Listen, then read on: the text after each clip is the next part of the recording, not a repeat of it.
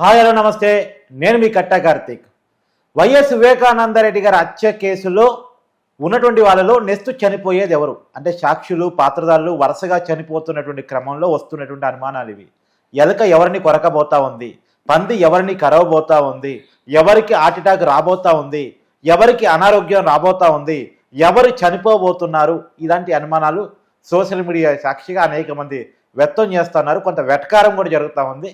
దీని మీద మరింత మాట్లాడుకునే ప్రయత్నం చేద్దాం. మాతో ఉన్నారు ప్రముఖ సామాజిక రాజకీయ విశ్లేషకులు అంకమరావు గారు. సార్ నమస్కారం అండి. నమస్తే కార్తీక్ గారు. సార్, సోషల్ మీడియాలో నడుస్తున్న చర్చిందంటే నెక్స్ట్ ఎలక ఎవరిని కొరకబోతా ఉంది, ఎవరిని పంది కరవబోతా ఉంది. అంటే పంది కరవటం, ఎలక కొరకటం, దానివల్ల చనిపోవటం కొంత కామెడీగా కావచ్చు. కానీ వివేకానందరెడ్డి గారి హత్య కేసులో చనిపోతున్న సాక్షులంతా ఇలానే చనిపోతూ ఉన్నారు. ఏంటి వరుస 4 చనిపోయారు ఇప్పటి వరకు, ఎలా చూడాలి? అంటే మొత్తం 5 దానికి సంబంధించిన వాళ్ళందరూ కూడా ఇప్పుడు చనిపోవడం కూడా కార్ డ్రైవర్తో కలిపి 5. అవును.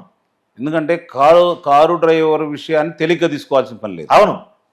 ఎందుకంటే హైదరాబాద్ నుంచి కడప మామూలుగా కారు ప్రయాణంలో అలాంటి వాళ్ళు బయలుదేరినప్పుడు ఎంత వేగంగా వస్తారో మనందరికీ తెలుసు. అవును. కానీ చాలా నిదానంగా రావడం కూడా జరిగింది.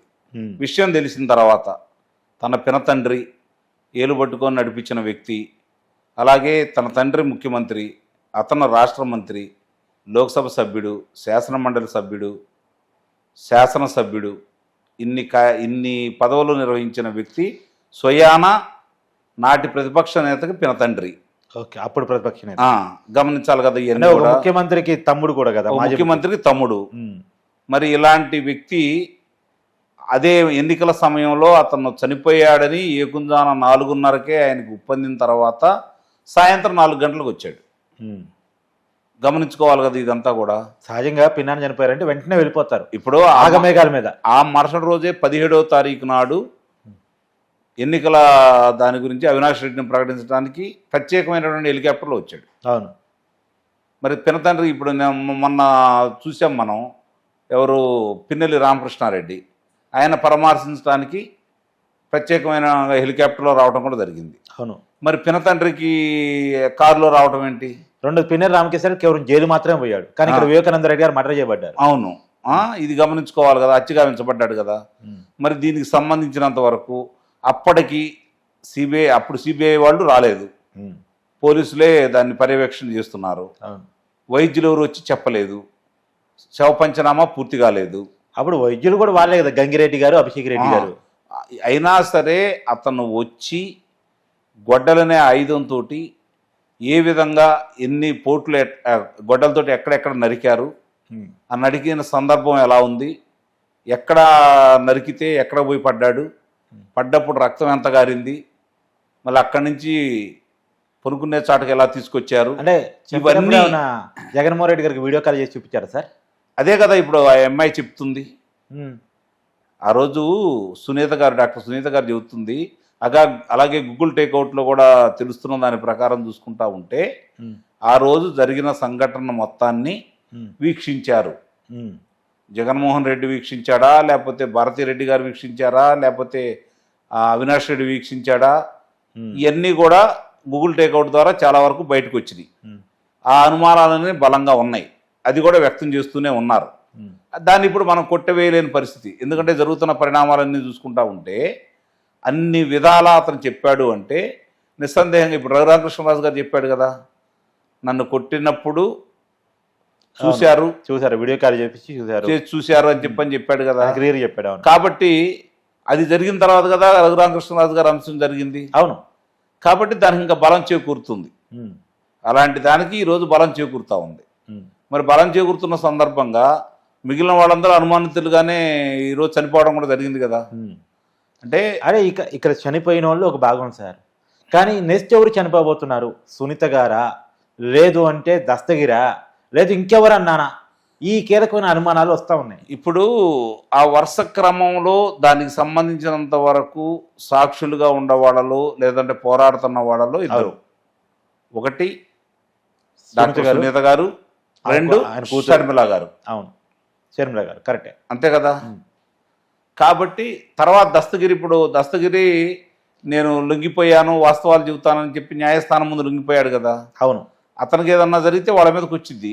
ఉమ్. అయినా సరే వాళ్ళు ఇవన్నీ పట్టించుకోకుండా అతను ఏదన్నా చేయగల సమర్థులు. అవును. అందులో వీటికి కూడా బెదిరిపోయే రకాలని నేను అనుకోను. అదే చెప్పేది. ఉమ్. కాబట్టి అసలు సాక్షులు లేనప్పుడు మాకు ఇబ్బంది ఏముందని అని చెప్పని కూడా భావిస్తారు. ఉమ్.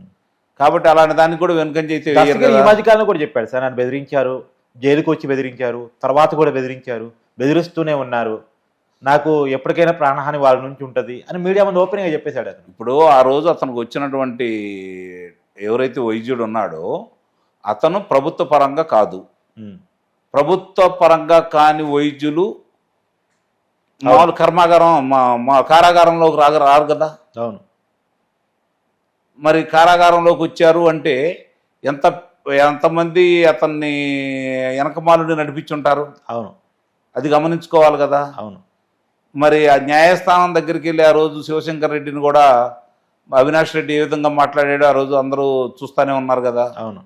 మరి కర్నూలులో భారతదేశంలో ఇంతవరకు చరిత్రలో ఎప్పుడు జరగని విధంగా సిబిఐ వాళ్ళు ఒక అనుమానితుడిని అదుపులో తీసుకోవడానికి వెళ్ళి 3 రోజులుండి రక్తహస్తాలతో వెనక్కి వెళ్ళారు అంటే దాని అర్థం ఏంటి? అవును. అంటే సిబిఐని అవినాష్ రెడ్డి నడిపిస్తున్నాడా, అవినాష్ రెడ్డిని సిబిఐ విచారిస్తుందా? సిబిఐ చరిత్రలో ఒక చీకటి అధ్యాయం కదా అది. కాబట్టి ఇన్ని కళ్ళ ముందు కనపడుతున్న తర్వాత అనుమానం వస్తుంది. ఈ రోజు రంగయ్య చనిపోయాడనే ఆలోచన అనుమానాస్పదంగా ఉందని చెప్పని ఆయన భార్య కూడా చెబుతోంది, బంధువులు చెబుతున్నారు కదా. అవును. అంటే దీన్ని బట్టి అర్థం చేసుకోవాల్సింది ఏంటంటే ఒక్కొక్కళ్ళు దీనికి సంబంధించిన వాళ్ళందరూ కూడా ఎట్టి పరిస్థితుల్లో కూడా వాళ్ళు సాక్ష్యం చెప్పడానికి మిగలకుండా చేయాలనే ప్రయత్నం అయితే జరుగుతూ ఉంది. మరి దీన్ని కాపాడుకోవాల్సింది ఎవరు? పరిశోధనా సంస్థ. ఆ పరిశోధనా సంస్థ ఎవరు? సిబిఐ వాళ్ళు. మరి వాళ్ళు శతకన్ను ఎందుకు వేశారు దీని మీద? ఇప్పటికే ఎన్ని సంవత్సరాలు చేస్తారు సార్? ఎంతమంది చనిపోవాలి సార్ వాళ్ళ వల్ల? ఈ రోజు 7వ తారీఖు అండి. ఇంకా 8 రోజులు అయిపోతే 6 సంవత్సరాలు పూర్తయిపోయి 6 సంవత్సరాలు పూర్తయిపోయింది చనిపోయి. అవును. సిబిఐకి అప్పచెప్పు కూడా దాదాపుగా 4 సంవత్సరాలు దాటిపోయింది. 4 సంవత్సరాలు పై మాట అవుతుంది. అవును, పై మాట అవుతుంది. మరి ఈ పరిస్థితుల్లో న్యాయం చేసేది ఎవరు? అవును. భారతదేశంలో అత్యున్నతటువంటి విచారించే సంస్థ మరి దాన్నే ఇంత ఆలస్యం చేస్తూ ఉంటే వాళ్ళు దాన్నే వీళ్ళు ప్రభావితం చేస్తూ ఉంటే దాన్నే తప్పుదోవ పట్టిస్తూ ఉంటే దానిలో ఉన్నటువంటి అధికారుల మీదే వీళ్ళు అభియోగాలు మోపి వాళ్ళకే ఎదురు తిరుగుతూ ఉంటే అసలు ఎక్కడికి వెళ్తుంది? అంటే దీంట్లో ఇంకోటి ఉంది సార్, అంత పెద్ద స్థాయి ఉన్న వ్యక్తి హత్య చేస్తే ఎవరు చంపారనేది సిబిఐ ఎన్ని రోజుల్లో తేల్చలేకపోయింది. ఒక సామాన్యుడు చనిపోతే ఇక రక్షణ ఉంటుందా? ఇప్పుడు దస్తగిరిని ఎవరు చంపారు, ఎవరు తెలుస్తారు ఇక? తర్వాత ఈ కార్ డ్రైవర్ని చంపింది ఎవరు అంటే ఎవరు తెలుస్తారు ఇక? తర్వాత గంగిరెడ్డిని చంపింది ఎవరంటే ఎవరు తెలుస్తారు? ఇంకా ఒక వివేకానంద రెడ్డి గారిని చంపింది ఇంతవరకు తేల్చలేదు. గంగిరెడ్డిని చంపింది ఎవరు, తర్వాత ఈ రంగయ్యని చంపింది ఎవరు, మొన్న అభిషేక్ రెడ్డిని చంపింది ఎవరు, ఇవన్నీ ఎట తెలియదు ఇక. అదేనండి. ఇప్పుడు ఇక్కడ గుర్రం గుడ్డిదైతే మామూలుగా ఏదో సామెత ఉంది కదా, అట్లానే ఉంది వీళ్ళ పరిస్థితి. మామూలుగా అక్కడ జరిగిన విషయాలని 2 విషయాలండి, ఎంత దూరం కూడా బావద్దు. అవినాష్ రెడ్డి, విజయసాయి రెడ్డి, జగన్మోహన్ రెడ్డి వీళ్ళ ముగ్గురిని ఇంతవరకు ఎందుకు విచారించలేదు? అవినాష్ రెడ్డి అంటే మొన్న ఏదో హడావుడి చేశాడు. మరి అతను అదుపులో తీసుకున్నారు, ఎప్పుడు అదుపులో తీసుకున్నారో తెలియదు, ఎప్పుడు విడుదల చేశారో తెలియదు, న్యాయస్థానానికి చెప్పలేదు, ప్రపంచానికి తెలియదు. ఎక్కడ ఏ కారాగారంలో పెట్టారో, ఎక్కడ ఏ పోలీస్ స్టేషన్లో పెట్టారో కూడా ఎవరికి తెలియదు. మీడియాలో మనకు కూడా పెద్ద తెలియదు, ఎవరికి తెలియదు. అవును. మరి అంతగా గుట్టుగా సిబిఐ వాళ్ళు చేస్తున్నారు అంటే ఇది కొంచెం ఆశ్చర్యకరంగా కూడా ఉంది. మిగిలిన వాళ్ళు చేయటం అంటే అది వేరే విషయం. సిబిఐలో కూడా ఇలాంటివి జరుగుతాయా, ఇప్పుడు జరుగుతుందే ఇది అనే అనుమానం రావడానికి కారణం ఇలాంటి ఉదంతాలే. మరి ఇన్ని జరిగేటప్పుడు కూడా ఈ రోజుకి కూడా ఆ సిబిఐ వాళ్ళు ఎవరైతే సాక్షులు ఉన్నారో, ఎవరైతే అనుమానితులు ఉన్నారో వాళ్ళందరినీ 1000 కళ్ళతో కనిపెట్టాల్సిన బాధ్యత వాళ్ళదే ఉంది కదా. మరి వాళ్ళు గాలి వదిలేశారు, ఎవరు పట్టించుకోవాలి దీన్ని? సార్ చనిపోయిన వాళ్ళు భారతీ తండ్రి గంగిరెడ్డి కూడా ఉన్నారుగా. అవును. భారతీ పట్టించుకోదా? తండ్రి కదా. అది ఇప్పుడు అక్కడ బంధుత్వాలు, స్నేహితులు ఎంత కాదని తండ్రి కదా సార్ భారతి గారికి. కరెక్టే, రక్త సంబంధికులు కళ్ళ ముందు కనపడతానే ఉంది కదా. జగన్మోహన్ రెడ్డి గారికి తల్లి గారి మీద ఈరోజు ఫిర్యాదు చేశాడు కదా, చెల్లెల మీద ఫిర్యాదు చేశాడు కదా. జగన్మోహన్ రెడ్డి గారు అంటే వదిలేయండి, జగన్మోహన్ రెడ్డి గారిని వదిలేసేది ఏముంది? అంటే ఆయన భారతి మైండ్ సెట్ గారిని కొత్తగా మనం చర్చించేది లేదని నా ఉద్దేశం. ఆ, కొత్తగా చర్చించేది ఏమి లేదని నా ఉద్దేశం అంతే. అవును, భారతి గారి గురించి కూడా ఇప్పుడు కొత్తగా మనం మాట్లాడేది ఏం లేదుగా. ఉమ్, గతంలోనే మాట్లాడారు కదా. ఉమ్, అనుమానితురాలు జాబితాలో ఆమె కూడా ఉంది కదా. ఉమ్, అదే కదా అందరి అభిప్రాయం కూడా.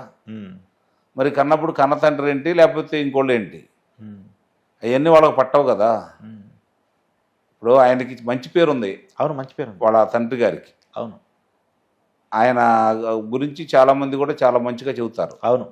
మరి అలాంటి వ్యక్తి ఆ గుండెపోటుతో చనిపోయారు అంటే అక్కడ కూడా అనుమానించాల్సిన పరిస్థితి ఆయన వస్తోంది. గుండెపోటుతో చనిపోతాడు, అభిషేక్ రెడ్డి న్యూరో ప్రాబ్లంతో చనిపోతాడు, ఇంకోరేమో అనారోగ్యంతో చనిపోతారు, ఇంకొకరేమో ఎరక్కరిసి చనిపోతారు. అంటే భారత రాజ్యాంగంలో న్యాయ వ్యవస్థలో పొందుపరిచినటువంటి కొన్ని నియమ నిబంధనల్ని అవకాశాలుగా తీసుకొని అక్రమ మార్గంగా వినియోగించుకుంటూ ఈ విధంగా వాళ్ళకి వెలుసుబాటు దొరుకుతూ ఉంది. ఇక్కడ కూడా మనం అతిపెద్ద ప్రజాస్వామ్య దేశం అని చెప్పుకుంటూ ప్రజాస్వామ్యాన్ని అపహాస్యం చేస్తున్నటువంటి ఇలాంటి వాళ్ళని ఇంకా ప్రజాప్రతినిధులుగా ఎన్నుకునే దౌర్భాగ్య స్థితి భారతదేశంలో ఉన్నప్పుడు ఇంతకంటే గొప్పగా జరుగుతాయి అని చెప్పి మనం ఎలా భావించాలి Karthik garu? Yes, thank you sir.